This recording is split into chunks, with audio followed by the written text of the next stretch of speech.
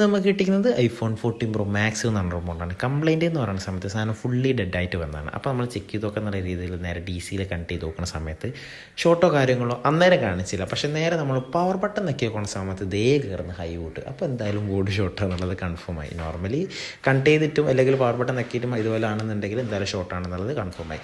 നേരെ ബോർഡ് നമ്മൾ ഫുൾ അയച്ചെടുത്ത് നോക്കുന്ന സമയത്ത് ബോർഡ് നല്ല അത്യാവശ്യം നല്ല നീറ്റ് കാര്യങ്ങളൊക്കെ ആണ്. അപ്പോൾ എന്തായാലും കുഴപ്പങ്ങളോ കാര്യങ്ങളൊന്നും ഇല്ലാന്ന് വിചാരിച്ച് നേരെ നമ്മൾ സെപ്പറേറ്റ് ചെയ്യുന്ന സമയത്ത് ചൂടായി കഴിഞ്ഞ ശേഷം ഒരു ഭാഗത്ത് നമ്മളിങ്ങനെ ജസ്റ്റ് ഒന്നിങ്ങനെ ഇതാക്കി കൊടുത്തു കഴിഞ്ഞാൽ സാധനം സെപ്പറേറ്റ് സിമ്പിളായിട്ട് വരും. പക്ഷേ അതിൻ്റെ കൂടെ തന്നെ എൻ്റെ സിം ട്രേ പോകുന്നത്, അതായത് ഓൾറെഡി ഇതിൻ്റെ സിം ട്രേ ചേഞ്ച് ചെയ്തതാണ്. അതുകൊണ്ട് ജസ്റ്റ് ആ ഹീറ്റിൽ തന്നെ വെച്ചതുകൊണ്ട് സിം ട്രേ നമ്മൾ കയ്യിൽ പോകുന്നു. പക്ഷേ പ്രശ്നമല്ല, സിം ട്രേ അപ്പോൾ തന്നെ സോൾഡർ ചെയ്ത് വെച്ചുകൊണ്ട് കുഴപ്പമൊന്നുമില്ല, അത് അവിടെ തന്നെ നിന്ന്.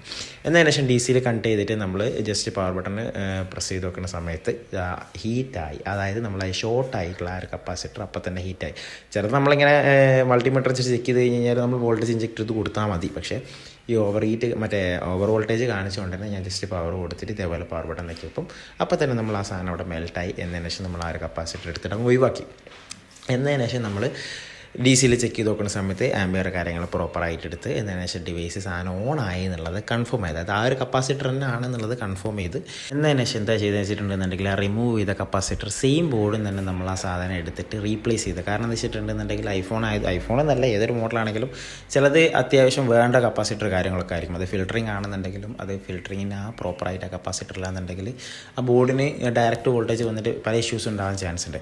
അപ്പോൾ എന്തായാലും റീപ്ലേസും കാര്യങ്ങളൊക്കെ ചെയ്ത് എന്നതിന് ശേഷം ഡിസ്പ്ലേസും കാര്യങ്ങളൊക്കെ ഇട്ട് നമ്മൾ സാധനം സെറ്റ് ഓൺ ആക്കിക്കുന്ന സമയത്ത് സാധനം ഫുള്ള് ഓണും കാര്യങ്ങളൊക്കെ കാണുന്നുണ്ട്. ഇതിൻ്റെ ഫുള്ള് പാക്ക് ചെയ്ത വീഡിയോ ഞാൻ എടുത്തിട്ട് കസ്റ്റമർ കൊടുക്കുന്ന സമയത്ത് എടുക്കാൻ വിട്ടുപോയി, അതാണ് പറ്റിയത്.